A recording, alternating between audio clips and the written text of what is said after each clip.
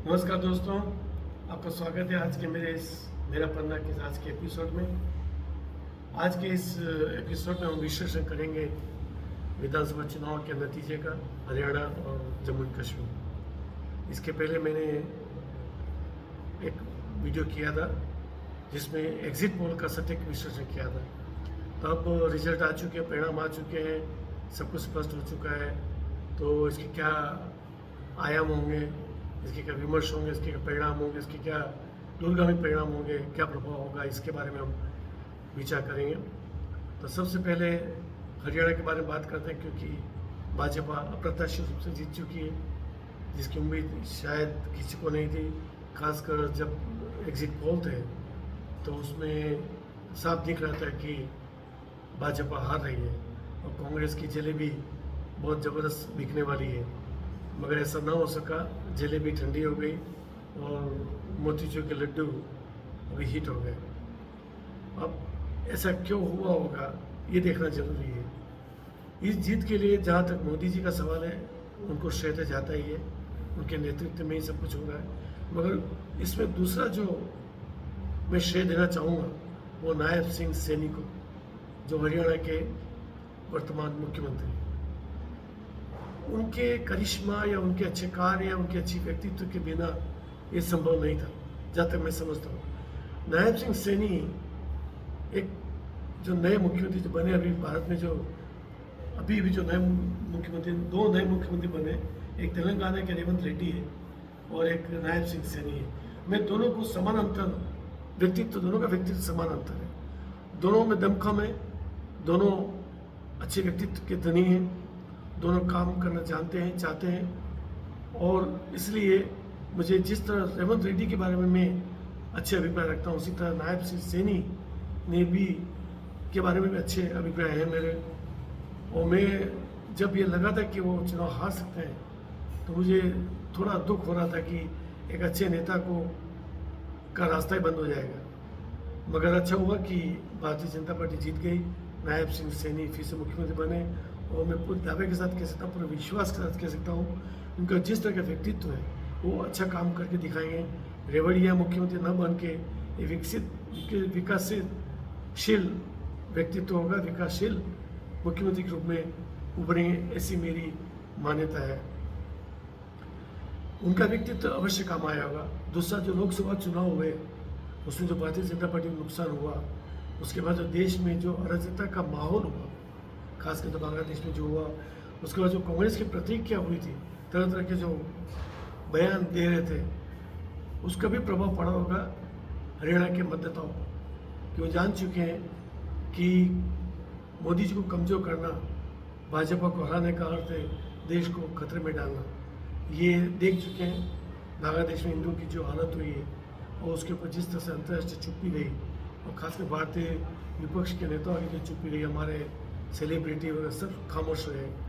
तो ये एक जगाने वाला पल था और मुझे विश्वास है कि हरियाणा की जनता ने इसको समझा होगा, परखा होगा और अवश्य मंथन किया होगा।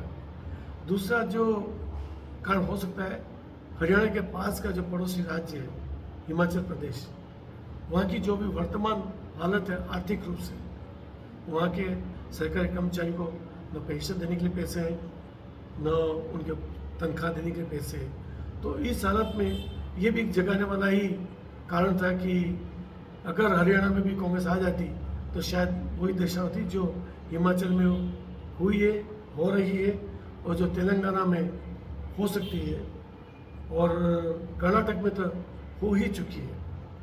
उनकी आर्थिक हालत एकदम माली है, पंजाब की हालत भी आर्थिक माली हालत एकदम माली हालत में है।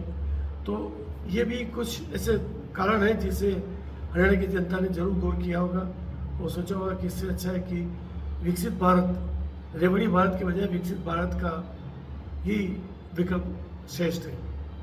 दूसरा, जो हिमाचल प्रदेश में एक और घटना हुई, जो गैर वैधानिक रूप से जो मस्जिद बनी, उसके भी जो वहाँ की हिंदू जनता संगठित हुई और कुछ लंबे समय तक उन्होंने संघर्ष जारी रखा, ये भी हरियाणा की जनता के जगाने वाला कारण हो सकता है। तो इन सब को देखते हुए मैं समझता हूँ कि हरियाणा की जनता ने अच्छा निर्णय ले लिया और इससे हरियाणा की जनता को दूरगामी लाभ होगा।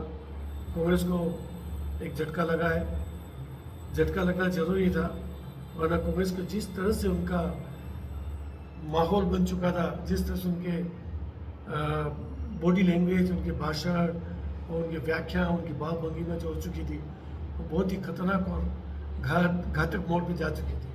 तो अगर हरियाणा में भी जीत जाती कांग्रेस तो मुझे आप विश्वास कीजिए कि कांग्रेस कुछ अलग ही लेवल पे जाती। अब रही जम्मू एंड कश्मीर, अति महत्वपूर्ण राज्य भारत का, जहाँ पिछले 10 वर्ष में मोदी जी और अमित शाह की टीम ने अच्छा काम किया। उसको जम्मू कश्मीर को आतंकवाद की जड़ से मुक्त कराया। पत्थरबाजी और तरह तरह की चीज़ें जो हो रही थी, कई आतंकवादी नेता वापस मुख्य धारा में जुड़े, क्योंकि जो 10 साल में काम हुआ है उसमें देखा है, परखा है। मगर मैं जानता था जिस तरह से ईरान में जो घटना हुई, वहाँ के उसके जो कमांडर को मार गिराया इसराइल ने, और उसके विरुद्ध जो तीखी प्रतिक्रिया भारत में हुई, खासकर जम्मू कश्मीर में, ये उन्होंने दिखाया कि हम वही हैं, हम सबका साथ विकास में जुड़ सकते हैं, मगर विश्वास में हम नहीं जुड़ सकते।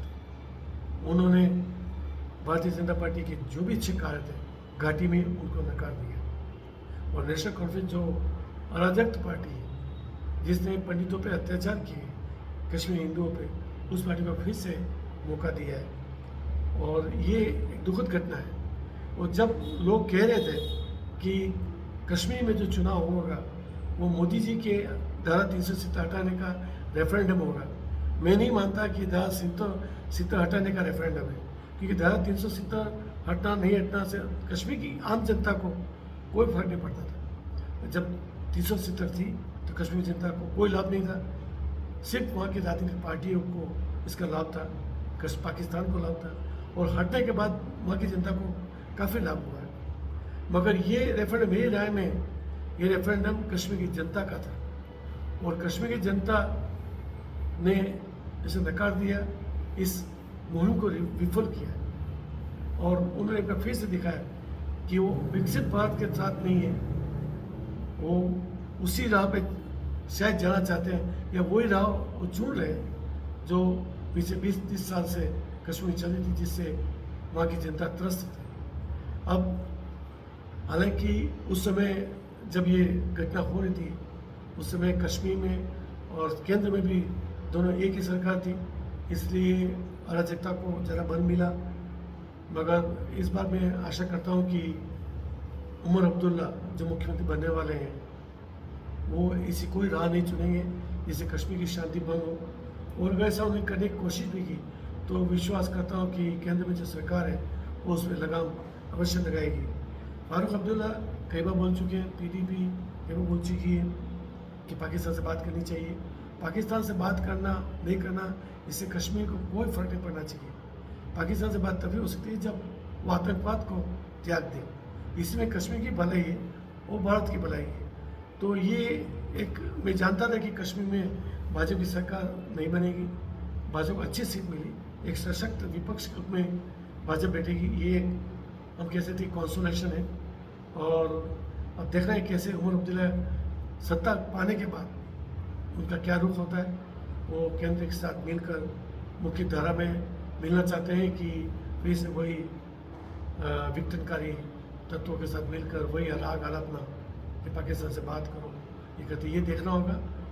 और अब देखते हैं क्या होता है, और ऐसे जुड़ते रहिए, मैं आगे लेता रहूँगा और अनेक वीडियो बनाऊँगा और आते रहेंगे।